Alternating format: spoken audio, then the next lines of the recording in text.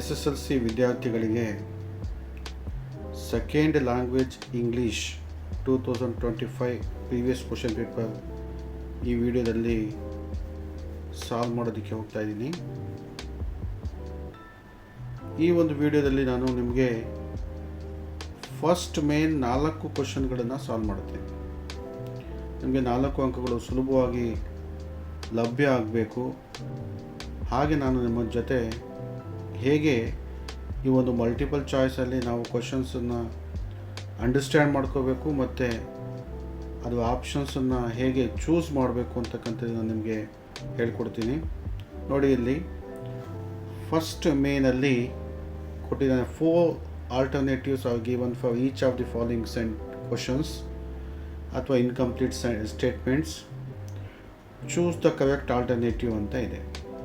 ಇಲ್ಲಿ ನಿಮ್ಗೆ ಗೊತ್ತಿದೆ, ಇದು MCQ ಅಂತ ಹೇಳ್ಬಿಟ್ಟು ಮಲ್ಟಿಪಲ್ ಚಾಯ್ಸ್ ಕ್ವಶನ್ಸ್. ಈ ಮಲ್ಟಿಪಲ್ ಚಾಯ್ಸ್ ಕ್ವಶನ್ಸಲ್ಲಿ ನಾವು ಯಾವುದೇ ತಪ್ಪನ್ನು ಮಾಡಬಾರ್ದು. ಬಹಳ ಸುಲಭವಾಗಿ ನಾವು 4 ಅಂಕಗಳನ್ನು ತಗೋಬಹುದು. ಇಲ್ಲಿ ಮೊದಲನೇ ಕ್ವಶನ್ಗೆ ಹೋಗೋಣ. ನಾವು ಟೈಮ್ ವೇಸ್ಟ್ ಮಾಡೋದು ಬೇಡ. ಫಸ್ಟ್ ಕ್ವಶನಲ್ಲಿ choose the appropriate question tag for the following statement ಅಂತ ಇದೆ. ಇಲ್ಲಿ ಕ್ವಶನ್ ಟ್ಯಾಗ್ ಬಗ್ಗೆ ಇದೆ ಅಂತಕ್ಕಂಥದ್ದು ನಿಮಗೆ ಮಾಹಿತಿ ಗೊತ್ತಾಗ್ತಾ ಇದೆ. ಅಂದರೆ ಕೆಳಗಿನ ಒಂದು ಸೆಂಟೆನ್ಸ್ಗೆ 4 ಕ್ವಶನ್ ಟ್ಯಾಗ್ಗಳನ್ನು ನೀಡಲಾಗಿದೆ. ಅದರಲ್ಲಿ ತುಂಬ ಸೂಕ್ತವಾಗಿರ್ತಕ್ಕಂಥ ಸಮರ್ಪಕವಾದಂತಹ ಒಂದು ಕ್ವಶನ್ ಟ್ಯಾಗ್ ಯಾವುದು ಅಂತಕ್ಕಂಥದ್ದು ಕೇಳಿದ್ದಾನೆ. ಇಲ್ಲಿ ಕ್ವಶನ್ಸ್ ಓದಿ. ಸ್ಟೂಡೆಂಟ್ ಶೌಟೆಡ್ ಅಂತ ಇದೆ ನೋಡಿ. ಇಲ್ಲಿ ಶೌಟೆಡ್ ಅಂತಕ್ಕಂಥದ್ದು ಬಹಳ ಇಂಪಾರ್ಟೆಂಟ್ ಆಗುತ್ತೆ. ಇದನ್ನು ನಾವು MV ಅಂತ ಹೇಳ್ತೀವಿ. MV ಅಂತ ಹೇಳಿದ್ರೆ ಮೇನ್ ವರ್ಬ್ ಅಂತ ಹೇಳ್ಬಿಟ್ಟು. ಇದು ಯಾವ ಟೆನ್ಸಲ್ಲಿದೆ? ಪಾಸ್ಟ್ ಟೆನ್ಸಲ್ಲಿದೆ. ಶೌಟೆಡ್ ಅಂತಕ್ಕಂಥದ್ದು ಯಾವ ಟೆನ್ಸಲ್ಲಿದೆ? ಪಾಸ್ಟ್ ಟೆನ್ಸಲ್ಲಿದೆ. ಪಾಸ್ಟ್ ಅಂತ ಹೇಳ್ಬಿಟ್ಟು ಶೌಟೆಡ್ ಅಂತಕ್ಕಂಥದ್ದು.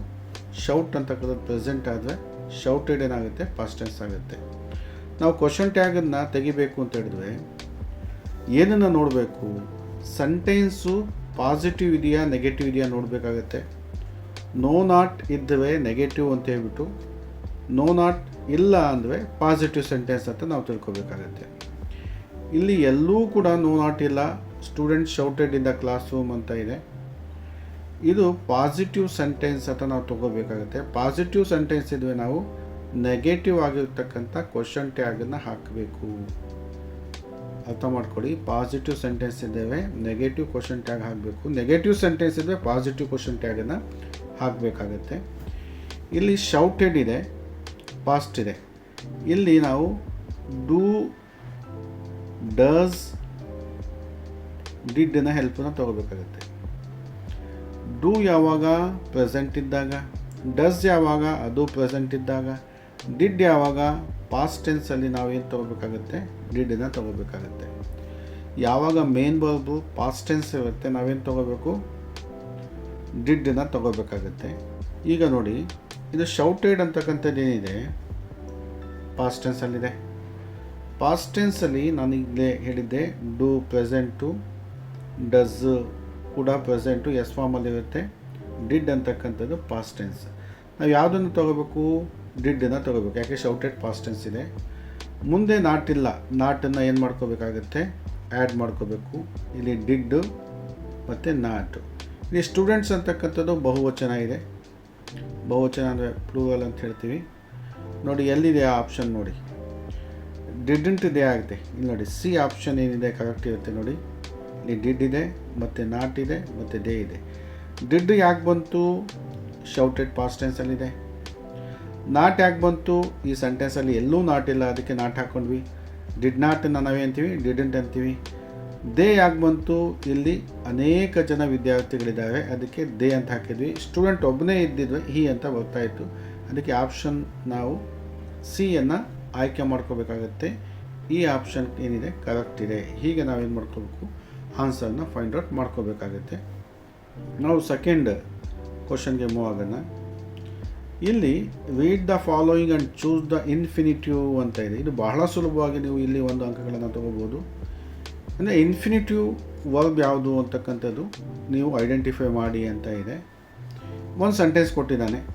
ಯಾವ ಸೆಂಟೆನ್ಸ್ ಅದು ನೋಡಿ. We sent a surveyor to survey your land so as to make a deal ಅಂತ ಏನೋ ಇದೆ, ಡೀಡ್ ಅಂತ ಇದೆ. ಓಕೆ, ಸೊ ಇಲ್ಲಿ ಬಹಳ ಇಂಪಾರ್ಟೆಂಟ್ ಏನು ಅಂತ ಹೇಳಿದ್ರೆ, ಇನ್ಫಿನಿಟಿವ್ ಅಂದಾಗ ಟು ನಂತರ ಯಾವುದೇ ವರ್ಬ್ ಇರುತ್ತೆ ಅದನ್ನು ನಾವು ಇನ್ಫಿನಿಟಿವ್ ಅಂತ ಹೇಳ್ತೀವಿ. ಟು ಬಂದಿರುತ್ತೆ ಪ್ಲಸ್ ವರ್ಬ್ ಇರುತ್ತೆ. ಇಲ್ಲಿ ಎಲ್ಲಿ ಟು ಅಂತ ಇದೆ ನೋಡಿ, ಇಲ್ಲಿ ಟು ಸರ್ವೆ ಅಂತ ಇದೆ ನೋಡಿ. ಇಲ್ಲಿ ನೋಡಿ, ಸೆಂಟ್ ಅಂತಕ್ಕಂಥದ್ರಲ್ಲಿ ಏನಿಲ್ಲ, ಟು ಇಲ್ಲ, ಇದು ತಪ್ಪು. ಸರ್ವೆನಲ್ಲಿ ಟು ಇಲ್ಲ, ಇದು ತಪ್ಪು. ಮೇಕಲ್ಲಿ ಟು ಇಲ್ಲ, ಇಲ್ಲಿ ತಪ್ಪು. ಇಲ್ಲಿ ನೋಡಿ ಟು ಸರ್ವೆ ಅಂತ ಇದೆ. ಅಂದರೆ ಇನ್ಫಿನಿಟಿವ್ ಅಂತ ಹೇಳಿದ್ರೆ ಟು ಪ್ಲಸ್ ವರ್ಬ್ ಇರುತ್ತೆ ನೋಡಿ. ಟು ಬಂದಿದೆ, ಸರ್ವೆ ಬಂದಿದೆ, ಅದಕ್ಕೆ ಈ ಆಪ್ಷನ್ ಏನಿದೆ ಕರೆಕ್ಟ್ ಆಗುತ್ತೆ. ಇನ್ಫಿನಿಟಿವ್ ಅಂದಾಗ ಟು ಪ್ಲಸ್ ವರ್ಬ್, ಟು ಎಲ್ಲಿರುತ್ತೆ ಮತ್ತು ಅದರ ನಂತರ ವರ್ಬ್ ಎಲ್ಲಿರುತ್ತೆ ಅದನ್ನು ನೀವು ಆಯ್ಕೆ ಮಾಡ್ಕೋಬೇಕು. ಇದಕ್ಕೆ 1 ಅಂಕ ಸಿಗುತ್ತೆ. ಇದನ್ನು ಯಾವುದೇ ಕಾರಣಕ್ಕೆ ನೀವು ಮಿಸ್ ಮಾಡಬಾರ್ದು. ಪ್ರತಿಯೊಂದು ಅಂಕ ಕೂಡ ಬಹಳ ಇಂಪಾರ್ಟೆಂಟ್ ಆಗುತ್ತೆ, ನೆಗ್ಲೆಕ್ಟ್ ಮಾಡಬಾರ್ದು. ಕ್ವಶನ್ ನಂಬರ್ 3ಗೆ ಹೋಗೋಣ. Read the given conversation and choose the language function for the underline sentence ಅಂತ ಇದೆ. ಇಲ್ಲಿ ಯಾವುದ್ರ ಬಗ್ಗೆ ಇದೆ?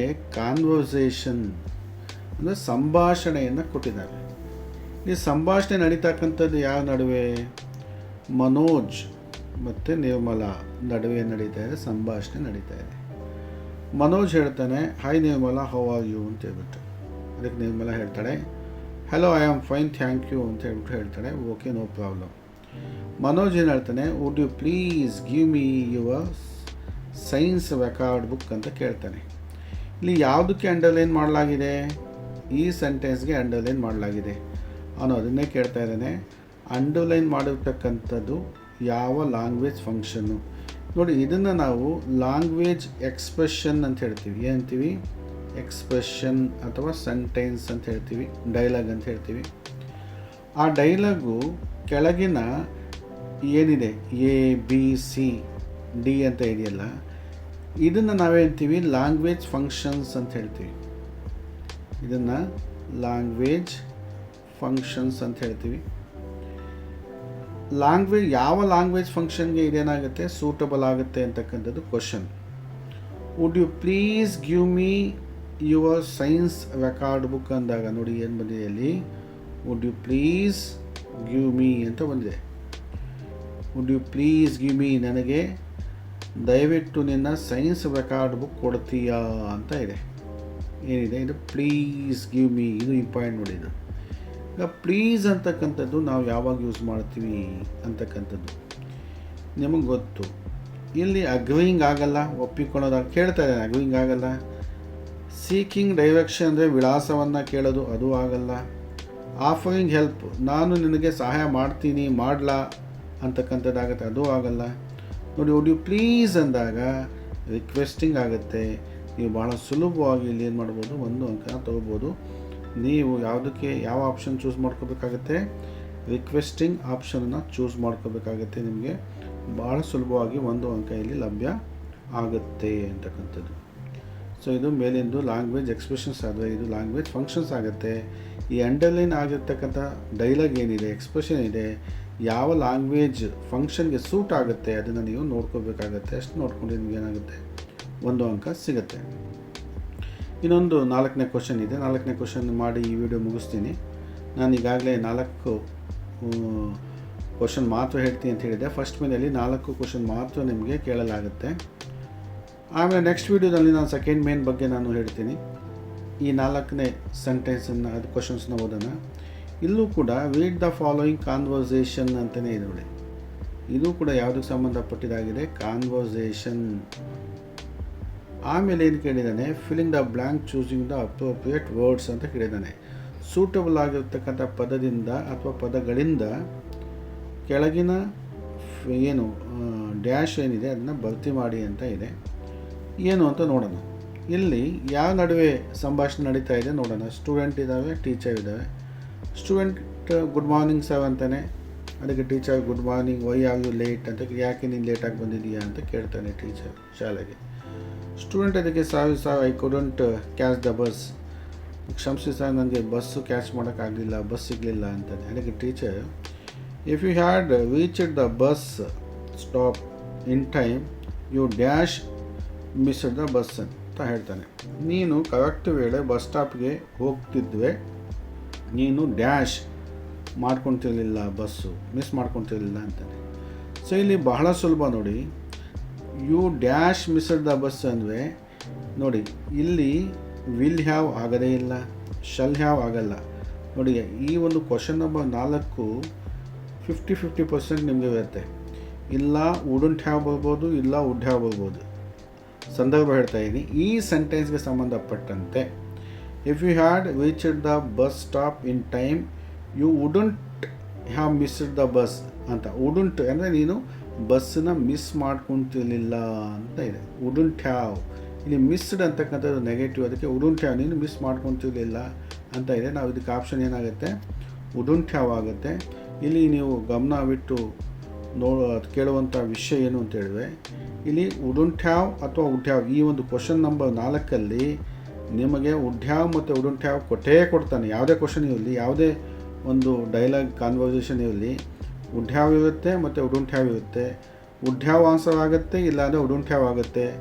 ಯಾವುದೇ ಕಾರಣಕ್ಕೆ ವಿಲ್ ಹ್ಯಾವ್ ಮತ್ತು ಶಲ್ ಹ್ಯಾವ್ ಆನ್ಸರ್ ಆಗೋದಕ್ಕೆ ಸಾಧ್ಯ ಇಲ್ಲ ಅಂತಕ್ಕಂಥದ್ದು ನೀವು ಇದನ್ನು ಗಮನವಿಟ್ಟು ನೋಡ್ಕೋಬೇಕಾಗುತ್ತೆ. ಸೊ ಇಲ್ಲಿ ಈ ಒಂದು ಸಂದರ್ಭದಲ್ಲಿ ವುಡಂಟ್ ಹ್ಯಾವ್ ಅಂತ ಆನ್ಸರ್ ಬಂದಿದೆ. ನೆಕ್ಸ್ಟು ಯಾವುದಾದ್ರೂ ಬೇರೆ ಸಿಚುವೇಶನ್ ಇದ್ದಾಗ ವುಡ್ ಹ್ಯಾವ್ ಅಂತಕ್ಕಂಥ ಆನ್ಸರ್ ಬರೋ ಸಾಧ್ಯತೆ ಇರುತ್ತೆ. ಅಂದರೆ ಇಲ್ಲಿ ವುಡಂಟ್ ಹ್ಯಾವ್ ಮತ್ತು ವುಡ್ ಹ್ಯಾವ್ ಎರಡನ್ನೇ ನೀವೇನು ಮಾಡ್ಕೋಬೇಕಾಗತ್ತೆ, ಎರಡರಲ್ಲಿ ಒಂದನ್ನು ಆಯ್ಕೆ ಮಾಡ್ಕೋಬೇಕಾಗತ್ತೆ. ಸ್ವಲ್ಪ ಸಮಯ, ಸಂದರ್ಭ, ಸಿಚುವೇಶನ್ನು ಮತ್ತು ಡೈಲಾಗ್ ಮೀನಿಂಗನ್ನು ನೀವು ನೋಡ್ಕೋಬೇಕಾಗತ್ತೆ. ಇಷ್ಟು ಮಾಡಿದ್ರೆ ನಿಮಗೆ ಎಷ್ಟು ಸಿಗುತ್ತೆ, ಟೋಟಲ್ ಆಗಿ 4 ಅಂಕಗಳು ನೋಡಿ. ಫಸ್ಟ್ ಮೇನಲ್ಲಿ ಎಷ್ಟಿದೆ, 4 ಪ್ರಶ್ನೆಗಳಿದೆ. ಅದು ಯಾವುದಕ್ಕೆ ಸಂಬಂಧಪಟ್ಟಂತೆ, MCQಗೆ ಸಂಬಂಧಪಟ್ಟಂತೆ. ಮೊದಲನೇದು ಕ್ವಶನ್ ಟ್ಯಾಗ್ ಇದೆ, ಸೆಕೆಂಡ್ ಒಂದು ಇನ್ಫಿನಿಟಿವ್ ಇದೆ. ಇನ್ಫಿನಿಟಿವ್ ಅಂತ ಈಗಾಗಲೇ ನಾನು ನಿಮ್ಗೆ ಹೇಳಿದ್ದೀನಿ. ಇನ್ಫಿನಿಟಿವ್ ಅಂತ ಹೇಳಿದರೆ ಟು ನಂತರ ಬರ್ತಕ್ಕಂಥ ವರ್ಬ್ ಅಂತ ಹೇಳ್ಬಿಟ್ಟು. ಥರ್ಡ್ ಒಂದು ಲ್ಯಾಂಗ್ವೇಜ್ ಫಂಕ್ಷನ್ಸ್ ಇದೆ, ಅದನ್ನು ನಾನು ನಿಮ್ಮ ಜೊತೆ ಡಿಸ್ಕಸ್ ಮಾಡಿದ್ದೀನಿ. 4ನೇದು ಇದು ವುಡ್ ಹ್ಯಾವ್ ಅಥವಾ ವುಡಂಟ್ ಹ್ಯಾವ್ ಎರಡರಲ್ಲಿ ಒಂದು ಬರುತ್ತೆ ಅಂತ ಹೇಳಿದ್ದೀನಿ. ಸೊ ಇಲ್ಲಿಗೆ ನಾನು ಈ ವಿಡಿಯೋ ಮುಗಿಸ್ತಾ ಇದ್ದೀನಿ. ನೆಕ್ಸ್ಟ್ ವಿಡಿಯೋದಲ್ಲಿ ನಾನು ಸೆಕೆಂಡ್ ಮೇನಲ್ಲಿರ್ತಕ್ಕಂಥ ಕೆಲವೊಂದು 1 ಅಂಕಗಳ ಗ್ರಾಮರನ್ನು ನಿಮ್ಮ ಜೊತೆ ಡಿಸ್ಕಸ್ ಮಾಡ್ತೀನಿ. ಈ ವಿಡಿಯೋನ ನೋಡಿ ಇದರಲ್ಲಿ ನಿಮಗೇನಾದರೂ ಉಪಯೋಗ ಆಗ್ತಾ ಇತ್ತು ಅಥವಾ ಆಗಿದ್ದರೆ ನನ್ನ ಒಂದು ಚಾನಲನ್ನು ಸಬ್ಸ್ಕ್ರೈಬ್ ಮಾಡಿಕೊಡಿ. ಯಾಕೆಂದರೆ ಮುಂದೆ ಬರ್ತಕ್ಕಂಥ ವಿಡಿಯೋಗಳು ನಿಮಗೆ ಬೇಗ ತಲುಪುತ್ತೆ, ನಿಮಗೆ ಎಕ್ಸಾಮಿನೇಷನ್ಸಲ್ಲಿ ತುಂಬ ಸಹಾಯ ಆಗುತ್ತೆ ಅಂತ ಹೇಳಿ, all the best for your examination ಅಂತ ಹೇಳಿ ನಾನು ಈ ವಿಡಿಯೋನ ಮುಗಿಸ್ತಾ ಇದ್ದೀನಿ. ಧನ್ಯವಾದಗಳು.